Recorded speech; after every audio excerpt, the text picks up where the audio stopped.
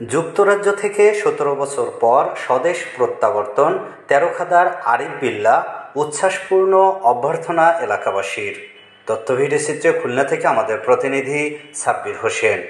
১৭ বছর প্রবাস জীবনের পর অবশেষে নিজের জন্মভূমি তেরখাদায় ফিরে এলেন তারেক রহমান ঐক্য পরিষদের সভাপতি ও সাবেক ছাত্রদল নেতা আরিফ বিল্লাহ।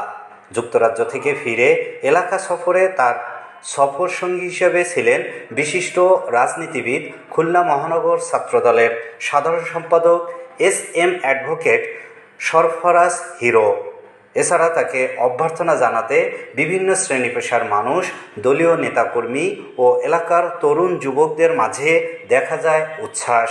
গত ২১শে জুন ঢাকায় অবতরণ করেন তিনি।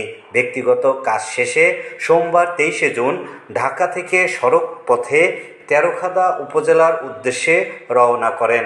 তেরখাদার প্রবেশের বেশিরভাগ মোড়ে মোড়ে ছিল ব্যানার, ফেস্টুন ও শুভেচ্ছা পতাকায় সাজানো। স্থানীয় রাজনৈতিক অঙ্গনে তার ফিরে আসা যেন নতুন উদ্দীপনার সঞ্চার করেছে। এলাকার জনগণ তাকে বরণ করতে গিয়ে ফেটে পড়েন। আপনজন ফিরে এসেছেন স্বপ্ন দেখাতে, এগিয়ে নিতে।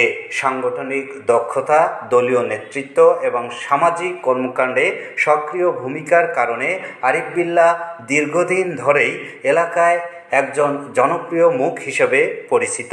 তার প্রত্যাবর্তনে তেরখাদার রাজনীতিতে এক নতুন গতির সঞ্চার হবে বলে আশাবাদ ব্যক্ত করেন স্থানীয় নেতাকর্মীরা। এ সময় আরিফ বিল্লাহ রিপোর্টার বাংলা টিভিকে বলেন, আমি সবসময় দেশের মানুষের পাশে থাকতে চেয়েছি, প্রবাস থেকেও দেশের খোঁজখবর রেখেছি।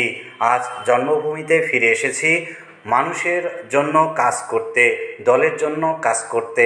উল্লেখ্য, আরিফ বিল্লাহ আওয়ামী লীগ সরকারের নানা ষড়যন্ত্রের শিকার হয়ে ২০০৮ সালে যুক্তরাজ্যের উদ্দেশ্যে বাংলাদেশ ছাড়েন এবং গত ১৭ বছর ধরে যুক্তরাষ্ট্রে বসবাস করছেন।